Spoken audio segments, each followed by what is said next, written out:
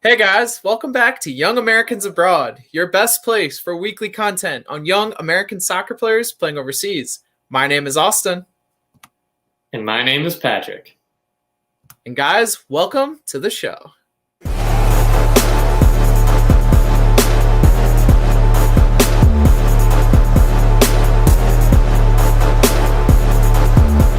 So, guys, we have an awesome topic to talk about today. But first, Pat, we got to talk about that awesome game over the weekend. We didn't have to wear the Jamaica jerseys today, so it worked out in our favor.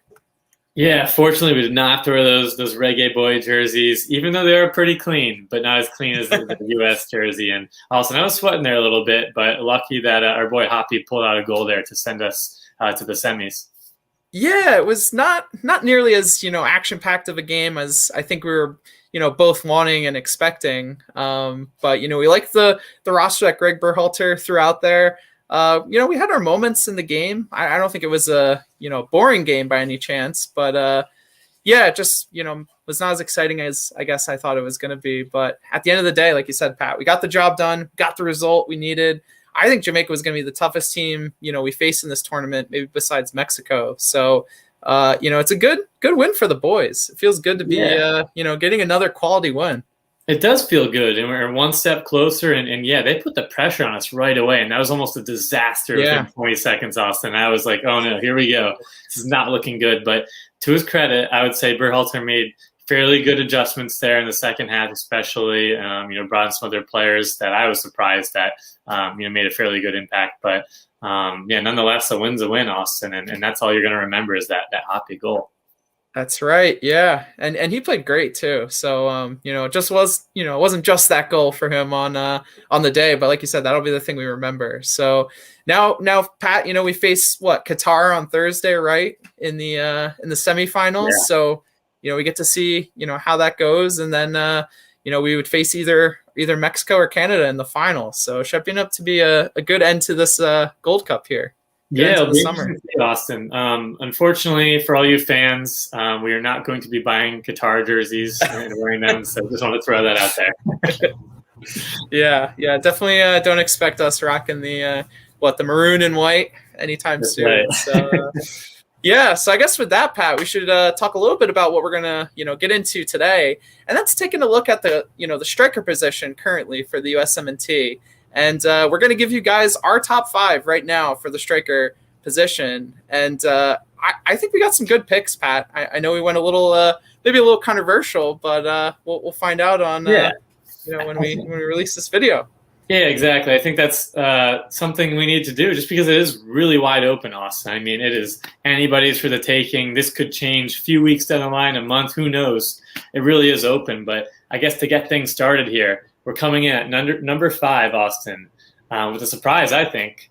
That's Pefok, the boy from Young Boys, you could say, the 25-year-old center forward there, who had, I think, 12 goals in the Swiss league, which, his team ended up winning there in 32 games, I think 15 across all competitions. But really a strong season. He found a home there. With the Young Boys in the Swiss League. They're going to Champions League qualifying stages, I believe, so has that European exposure. And Austin, I think he's just an intriguing player because maybe not someone we're going to start for the national team, right? But somebody that kind of brings that energy. He's a really strong one-dimension, kind of running down the channels, a strong poacher, pretty solid finisher. So he does offer a lot in those regards, and we did see that, at the end of one of the U.S. games. Where he scored kind of right at the end, pretty crucial goal there in Nations League. So definitely a controversial take, but what are your thoughts?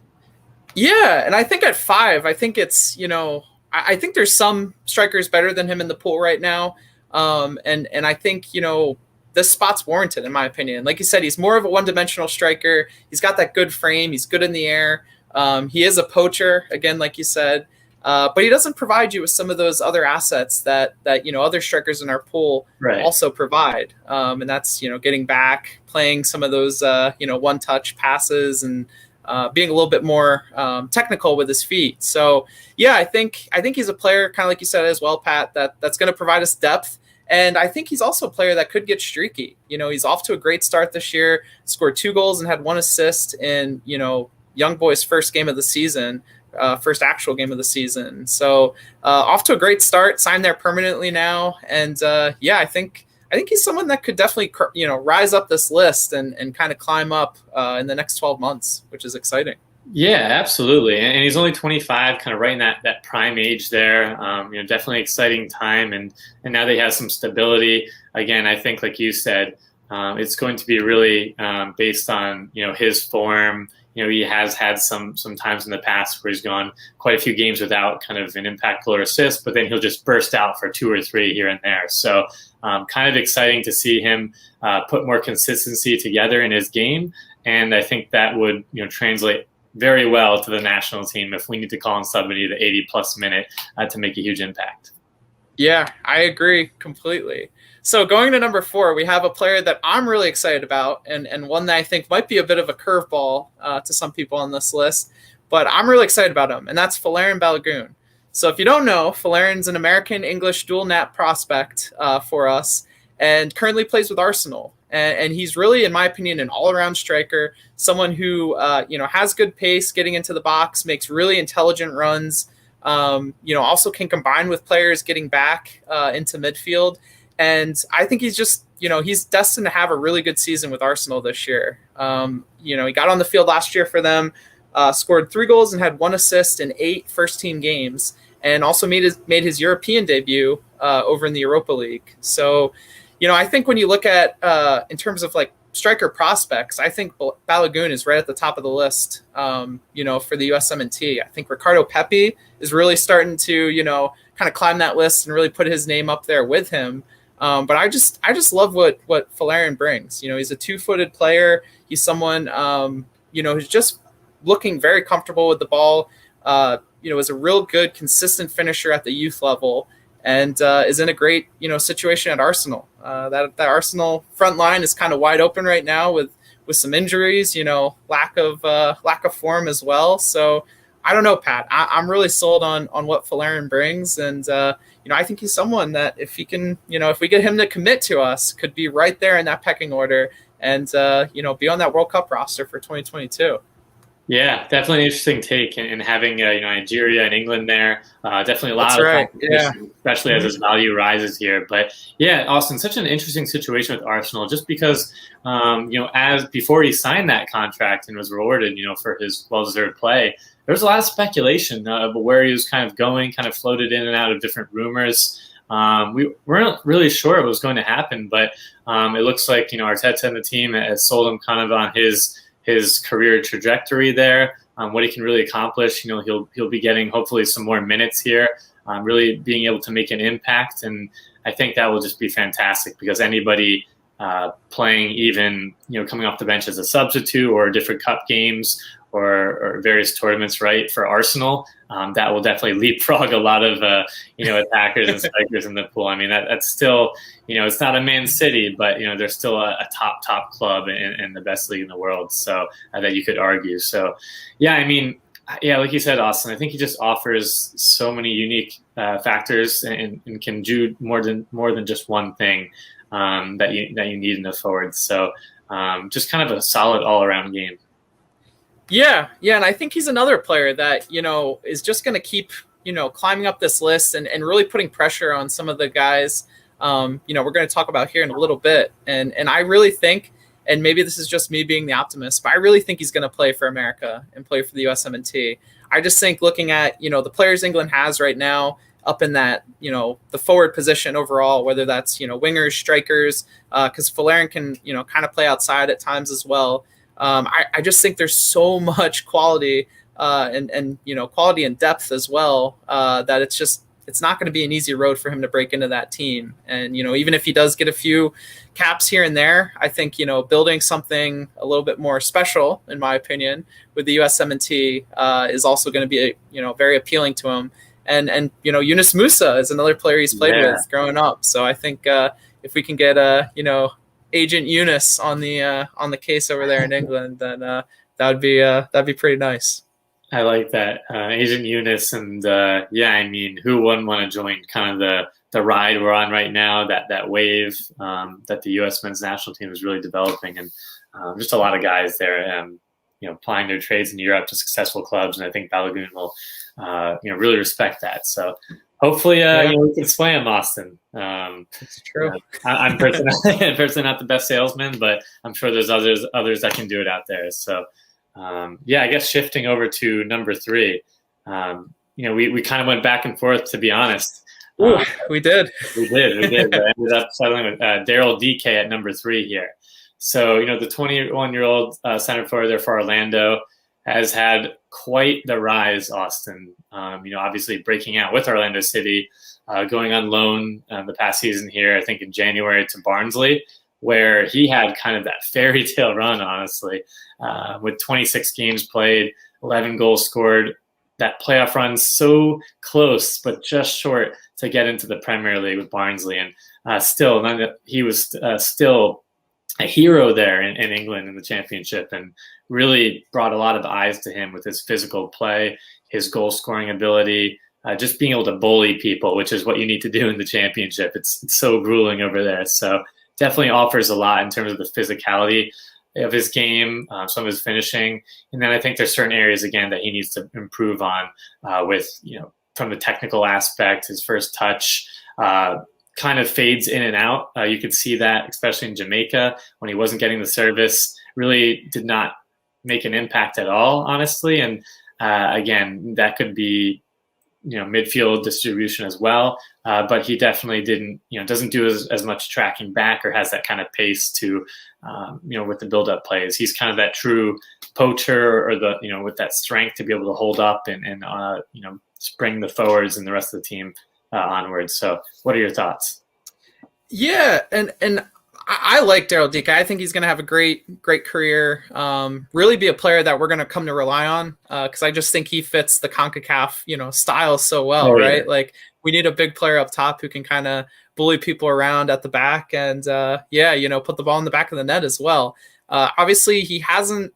It's been kind of good and bad play from him in the Gold Cup, but I want to say, it sounds like he's injured right now. So I think some of these recent performances we've seen of him, the game against Canada, even this game against Jamaica, I'm not sure you're really seeing the true Daryl Dike and what he can provide. So with that being said, I just think that the Daryl Dike we saw in that Costa Rica game was phenomenal. He got into some really great spots.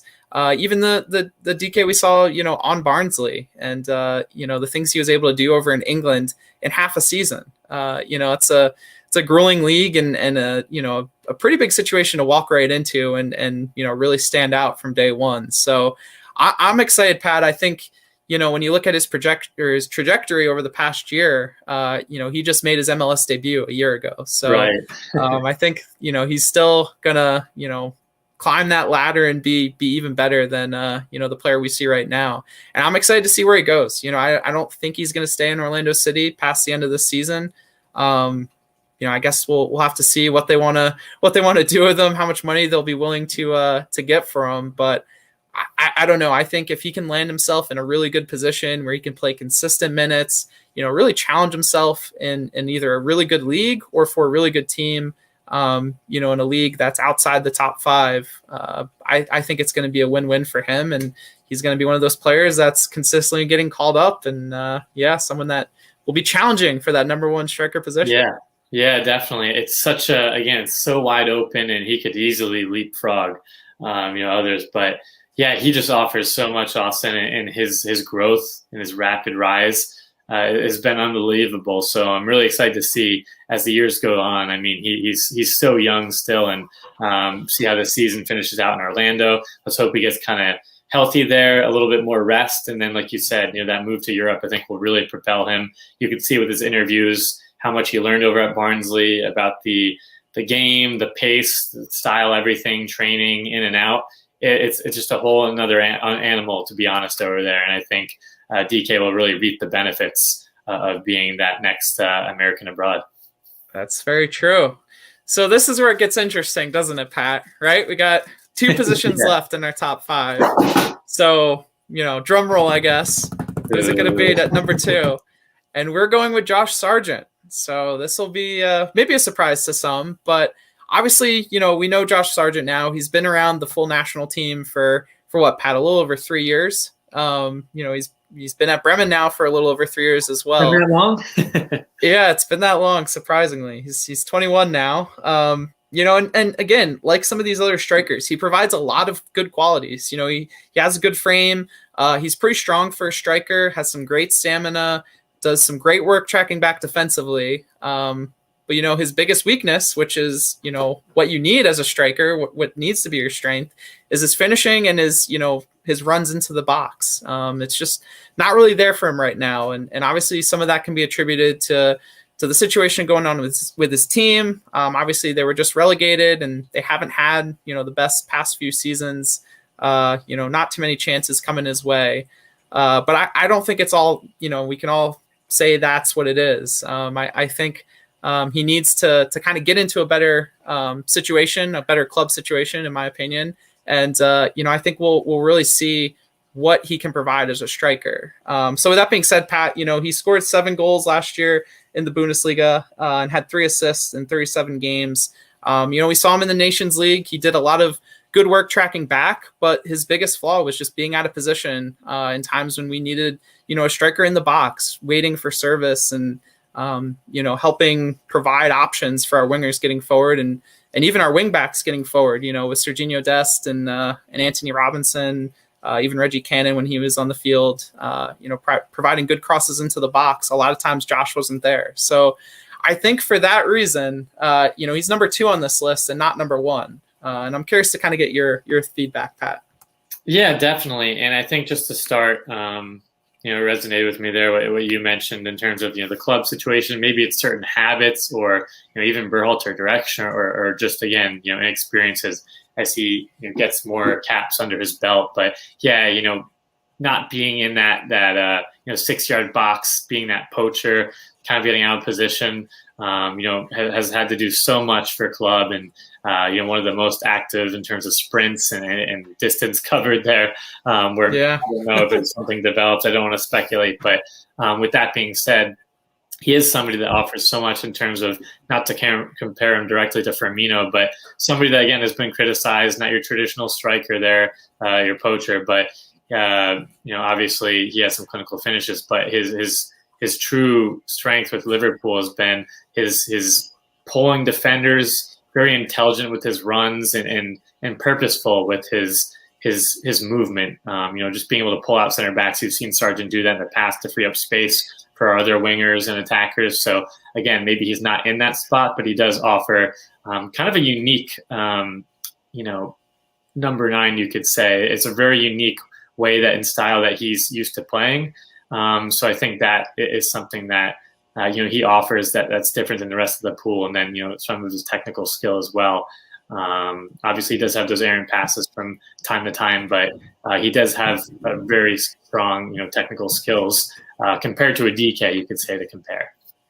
Yeah. And I think that can't be overstated, right? Like, he is a pretty technical striker. And obviously, like you said, he's had his moments where he's had some errant passes. He tries some of that one-touch passing, and it doesn't come off at times. But, generally speaking, he's pretty good with the ball at his feet. He draws a lot of fouls too, which is another big asset when you talk about, getting into positions like in the Nations League final where, you get a penalty to win the game. That's a pretty big asset to have on the field. Right. In addition to Pulisic and Reina and some of those other players we have that draw fouls. So, yeah, I think there's a lot to like about Josh Sargent. It's just, he's really got to get that finishing down. And again, I think it's going to come down to getting into a better club situation, getting his mind right a little bit more, because I do think it's more a mental thing with him. And I don't think that's wrong for me to say. I just think he's got the physical tools. He just needs to get into a little bit of a better place where people appreciate him a little bit more maybe and, can work with him and help him better implement those physical skills on the field. And I think once he does that and once, things happen there, then I think that'll translate to the international stage and, jumpstart his international career, so to speak. So, yeah, I think, he's number 2 on our list, but I think he's, definitely a great option up top. And, maybe Pat, now is a good time to go into our number one player and why he's the better option at striker right now. I think that's an excellent time transition here. So I'll start another drum roll here for myself. Yeah. But number one, Austin, we had to do it just with the momentum here, right? And that's our boy Matthew Hoppe. So the 20-year-old center forward from Schalke there burst onto that Bundesliga scene, Austin, and now in the past year scoring 6 goals there after making his first team debut just last fall. So in 22 appearances, 6 goals and assists there, and now bursting onto the scene as the national team here. That Gold Cup hero with the Jamaica header. I was so nervous in that game. I thought we were going to overtime, and that was awesome to see. I mean, he was so lively, Austin, aggressive, really just kind of, having that fight and that bite that you need in CONCACAF, as well as, being able to fend off fierce competition in Europe, and also his finishing. And he had some pretty clean connects with his different strikes and volleys there. Obviously, one was directly at Blake, and Blake is a very solid keeper there for Jamaica. But he was by far, in terms of this recent game against Jamaica, the most impactful. And you've seen some other spurts, too, with the national team where he came on before. People are begging him, he's got to start. And look what kind of happened there. So I think in terms of his trajectory right now, you could say a stock, I guess is a better word, a stock right now. It's so high. I think for the shorts, you're buying Hoppe right now just because of, again, everything they can offer physically, technically. But want to get your take too, Austin. Yeah, and I think when we went, when we started this list and we started talking about certain players, I don't think we really thought of Matt Hoppe as the number one striker on the team. But when you look at, some of the other players we have in the pool, some of their weaknesses, some of their strengths, when you talk about Matt Hoppe, he does so many things well, right? Like he's a quick player. He's also a tall player. He's a player that makes good runs in the box. He's a player that tracks back and defends. He's a player that, does a decent job holding up the ball. I don't think it's, one of his strong suits by any means, but I just think right now, when you talk about, some of the players at the top, like Josh Sargent, Daryl Dike, they have certain weaknesses in their game that they're really kind of holding them back at the moment. And I think when you look at Matt Hoppe, he doesn't really have any glaring weakness. And I think that's the reason why I think we're putting him at number one right now. And I think, obviously, he's had a good tournament against maybe, not the strongest of competition. So maybe there is a bit of an asterisk right there, right now for this tournament. But, you play who's on the field. He's in my opinion, rose to the level of competition, surpassed that level of competition, has been one of the best players on the field when he's been on the field. And I just like him. I think he's someone, like you said, Pat, broke onto the scene this year. Schalke's going down, so we'll see what his club situation's like. But I don't think he's going away anytime soon. And I really think he's going to be a big part of this USMNT team going forward. And I think he's going to play a big role in World Cup qualifying, to be completely honest. Yeah. Couldn't agree more, Austin. I think, again, he just, like you said, he has that kind of flair that, somebody that you really want to be a part of this team. Just exciting. He's willing to try things. Saw some step overs and scissors and different kind of nutmegs and things like that to be able to try that. But I will say at the same time, he does have to be careful. He is young. He's excited to be in the moment there. But he did make some, almost costly counters there for Jamaica. So just certain things, again, it will come with experience that he'll be able to really, get rid of some of those habits. But at the same time, we really didn't see anybody, especially in the midfield there at the beginning. It was side to side, backwards, not really much going on. And he was really the creator and that difference maker, somebody that had to kind of take it on himself to draw players and get some of those goal-scoring chances because nobody else was really doing it. Yeah, I honestly agree. And just thinking about, the off-the-field stuff too, right? Like, it's great to be good on the field, but the dude hung out with Pulisic all summer. Like, I think Christian knows what he's doing there, right? Like, yeah. He knows he's going to be around. All those crosses he sent, Austin? All those crosses? Yeah, all the crosses, and then also, giving him haircuts too, right? Giving Pulisic haircuts. That's some nice, building that connection there, camaraderie, right? Yeah. So, yeah. So I don't know. I think, it is a little bit different seeing him at the top of this list as a striker.